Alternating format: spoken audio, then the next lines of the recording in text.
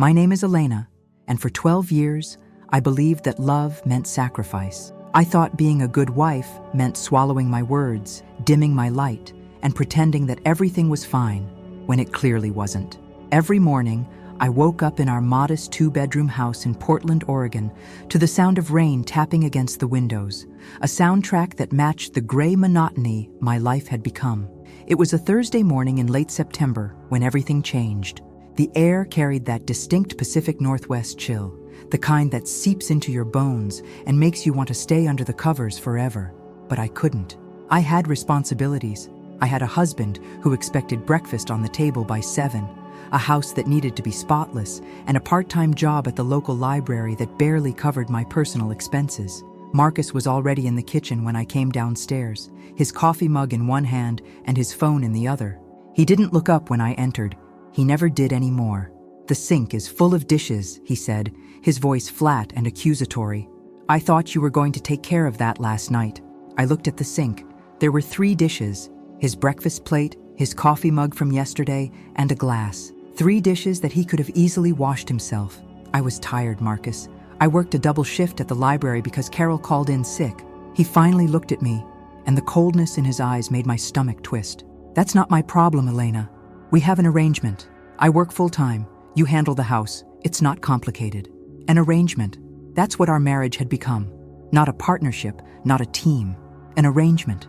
I bit my tongue, swallowed the words that threatened to spill out, and moved toward the sink. My hands trembled slightly as I turned on the water. This had been my pattern for years. Silence, compliance, peace at any cost. But that morning, something inside me cracked just a little bit more. Marcus left for his job at the insurance company without saying goodbye. The door slammed behind him, and I stood in the kitchen, surrounded by the life I'd built on quicksand. The walls were decorated with photos of us from better times, but I barely recognized the woman in those pictures. She looked happy. She looked whole. I finished the dishes and got ready for my shift at the library. The Portland Public Library downtown was my sanctuary, the one place where I felt like I had value beyond my ability to cook dinner or fold laundry. Between the towering shelves of books and the quiet hum of people seeking knowledge, I could breathe. My colleague, Denise, was already at the circulation desk when I arrived, her bright smile a stark contrast to the storm cloud that had followed me from home. "Morning, Elena. You look like you could use some of this," she said, sliding a paper cup of coffee across the counter toward me. I accepted it gratefully. "Is it that obvious? Honey, I've known you for 3 years. When you come in with that look, I know it's been a rough morning." Denise was in her late 50s, with silver-streaked hair and the kind of wisdom that only comes from living through hard things and coming out stronger. The morning passed in a blur of checking out books and helping patrons. Around noon, during my lunch break, I sat in the small employee break room scrolling through a support group online for women in difficult marriages, something I did in secret, always careful to clear my browsing history. "Mind if I join you?" I looked up to find a woman I'd never seen before standing in the doorway. She was tall and poised, probably in her early 40s, wearing a charcoal blazer and carrying a leather briefcase. Her dark hair was pulled back in a neat bun, and her eyes held a sharpness that suggested she didn't miss much. "Of course," I said, quickly locking my phone. She sat across from me and extended her hand. "I'm Victoria Chen. I just moved to Portland and was hoping to get a library card." I shook her hand, noting her firm grip. "Elena Morrison. I can definitely help you with that after lunch." "Thanks. I moved here from San Francisco about 2 months ago. I'm an attorney, family law, opened my own practice here." She pulled out a container of salad. "What about you? Native Portlander?" "Close enough. I've been here since college." We talked about Portland's neighborhoods, coffee shops, and hiking trails. Victoria was easy to talk to, and for 30 minutes I forgot about the dishes in my sink and the coldness in my husband's eyes. When we returned to the circulation desk, I processed her library card application, and she thanked me with a warm smile. "It was really nice meeting you, Elena. Something tells me we'll be seeing each other again." I didn't know then how prophetic those words would be. 3 weeks later, I came home from the library to find Marcus in the living room with his laptop and a glass of whiskey, his third drinking habit that had intensified over the past year. "We need to talk," he said without looking at me. My heart dropped. I set my bag down and sat in the armchair across from him.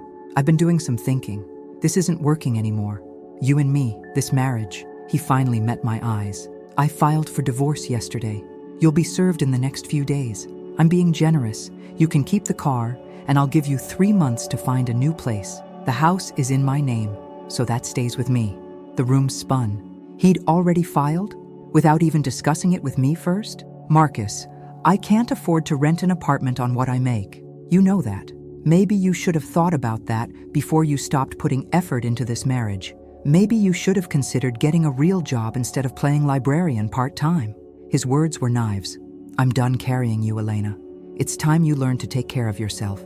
I wanted to scream, to list all the ways I'd taken care of him while he worked his 9 to 5 and came home expecting to be served. But the words stuck in my throat, trapped behind years of learned silence. I walked upstairs to our bedroom and closed the door. I sat on the edge of the bed and let myself cry. Not for Marcus, but for all the time I'd lost being someone I wasn't. The next day, I dragged myself back to the library. Denise took one look at me and pulled me into the back office. For the first time, I told someone the truth, all of it. The emotional distance, the criticism, the divorce filing without warning.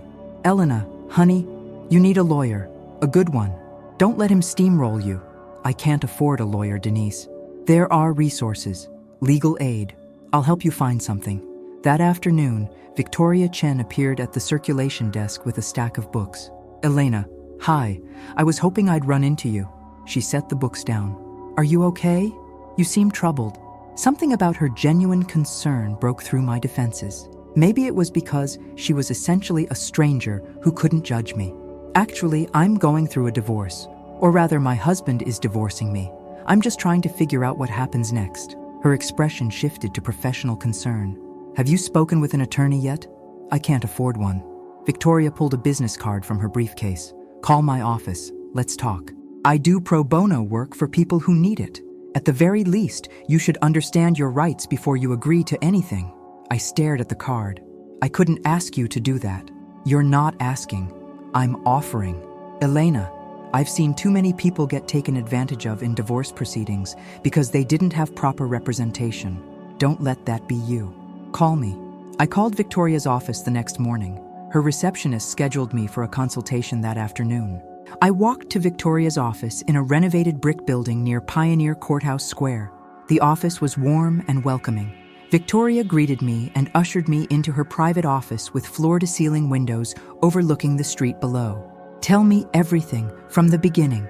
Don't leave anything out. For the next hour, I laid bare my marriage. I told her about the gradual erosion of respect, the financial control, the emotional manipulation. Victoria took notes, asked questions, and listened with an intensity that made me feel heard for the first time in years. When I finished, she set down her pen. Elena, what your husband is doing is called financial coercion. Oregon is a marital property state. Assets acquired during the marriage belong to both spouses, regardless of whose name is on the deed. You gave up career opportunities to support his career. That has value, and a court will recognize that. She pulled out a legal pad. We're going to file a response to his petition. We're going to request a fair division of assets, including the equity in that house. We're going to ask for spousal support while you get back on your feet. And we're going to make sure he understands that you're not the pushover he thinks you are. My chest tightened with something unfamiliar, hope mixed with fear. What if I can't do this? Victoria's expression softened.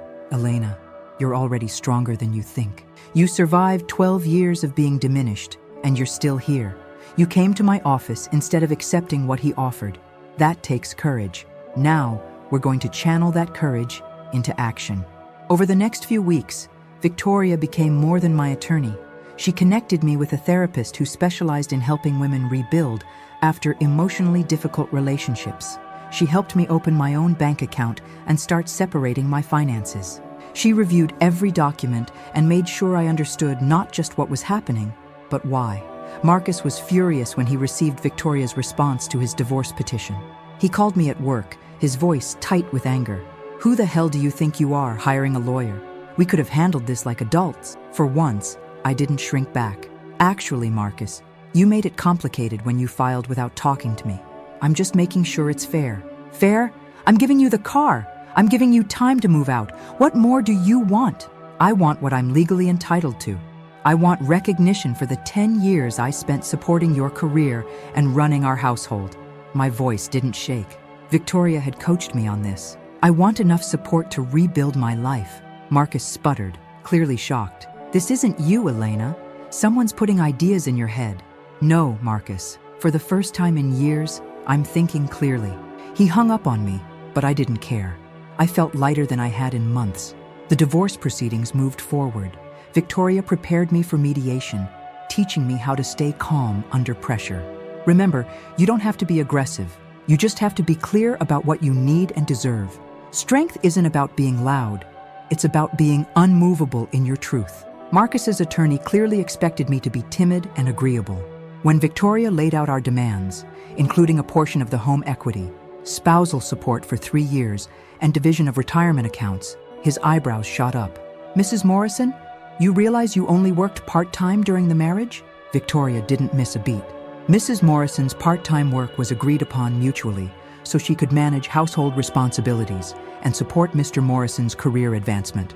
Oregon law recognizes the value of non-financial contributions to a marriage. "We're asking for what's equitable." The mediation lasted 4 hours. Marcus tried to appeal to my guilt, my sympathy, my old habits of peacekeeping. But every time I felt myself wavering, I looked at Victoria sitting beside me, her presence a reminder that I deserved better. The divorce took 6 months to finalize, 6 months that transformed me. With Victoria's support, I not only fought for a fair settlement, but I also began to rediscover who I was beyond Marcus's wife. The therapy sessions became a lifeline. Dr. Sarah Kim helped me understand the patterns that had kept me trapped. "You spent so long being what someone else needed you to be that you forgot you're allowed to have your own needs, your own voice. That's what you're reclaiming now." Marcus fought every single point, unwilling to accept that I was entitled to anything, but Victoria matched him step for step, never backing down. In February, nearly 5 months after Marcus had first served me, we went before Judge Linda Patterson for a final hearing. Marcus painted himself as the victim, the hardworking husband with an ungrateful wife. Then it was my turn. Victoria guided me through testimony about the career opportunities I'd given up, the household management I'd provided, the ways I'd supported Marcus's advancement. I spoke about the emotional toll of being criticized constantly. Judge Patterson listened intently. When both sides had presented their cases, she looked directly at Marcus. "Mr. Morrison, the evidence shows that your wife made significant sacrifices to support your career. While you may not value those contributions, Oregon law does. The division requested by Mrs. Morrison's counsel is not only fair, it's actually quite modest given the circumstances. The final settlement gave me 40% of the equity in the house, enough for a down payment on a small condo. I received 3 years of spousal support, half of the retirement accounts, and Marcus was ordered to pay my attorney's fees. It wasn't everything, but it was enough to start over with dignity." The day the judgment was finalized, Victoria and I sat in her office. "How do you feel?" she asked. "Free. Scared, but free." "Good. Scared means you're about to do something brave. What's next for you?" I applied for a full-time position at the library, head of adult programming, and I registered for classes at Portland State. I want to finish my degree in education, maybe become a teacher like I always wanted. Victoria's smile was radiant. "Elena, I'm so proud of you. You took the worst situation and turned it into an opportunity for growth." Over the next few months, I moved into a cozy 1-bedroom condo in the Hawthorne district, filled with plants and books. I got the full-time position at the library. I started my classes and found that I loved being back in an academic environment. Denise threw me a new beginning party.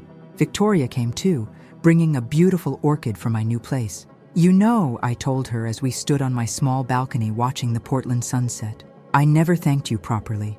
You didn't just help me with the divorce. You helped me find myself again." Victoria shook her head. "I just showed you the door, Elena. You're the one who walked through it. You did the hard work. You found your voice. That was all you. But I wouldn't have known where to start without you. Then I'm glad I was in the right place at the right time." She touched my arm gently. "And for what it's worth, I think we've become real friends through all of this." "I'd like that," I said, meaning it completely. As the months passed, my new life took shape. I excelled in my classes, and my role at the library expanded. I made new friends, joined a hiking group, and spent Sunday mornings at the farmer's market instead of cleaning a house I never felt comfortable in. One Saturday afternoon in late May, almost a year after Victoria had first offered to help me, I noticed a young woman hovering near the circulation desk. She looked uncertain, maybe even scared, the same way I must have looked. I approached her gently. "Can I help you find something?" She hesitated, then whispered, "Do you know if there are any resources here for women going through difficult situations at home?" My heart ached with recognition. I led her to a quiet corner and pulled out a list of resources: domestic violence hotlines, legal aid services, counseling centers. And then I pulled out one of Victoria's business cards. "This is my friend. She's a family law attorney, and she helped me when I was in a situation that felt impossible. She does pro bono work. Call her." The woman's eyes filled with tears. "Thank you." I didn't know where to start. I know that feeling. But you've already started. You're here. You're asking for help. That takes courage. I squeezed her hand. "It's going to be hard, but I promise you, on the other side of hard is a life that belongs to you." As I watched her leave, I thought about my journey. The woman who'd stood in her kitchen a year ago, washing dishes with trembling hands. She felt like a stranger now. I'd found my voice, my strength, my purpose. I'd learned that silence wasn't peace, it was surrender. And I'd learned that asking for help wasn't weakness, it was wisdom. That evening, I called Victoria to tell her about the woman I'd helped. "You gave her my card? Look at you, becoming an advocate yourself. I learned from the best. You showed me that one person who cares can change everything. That lawyer Marcus didn't expect me to have? That was you. And you didn't just help me legally. You helped me remember who I was. Elena, you're going to make me cry. Seriously though, I'm honored to have been part of your journey. And I have a feeling this is just the beginning for you." She was right.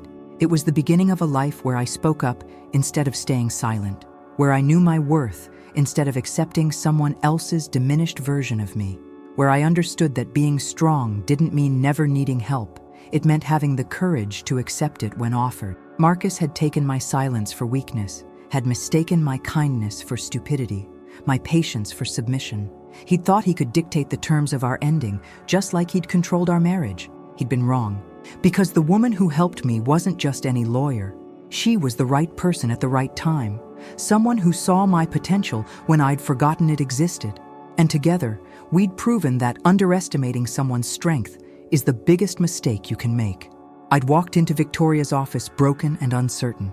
I'd walked out prepared to fight, and in fighting for what was fair, I'd found something even more valuable: myself. The rain continued to fall on Portland, as it always did.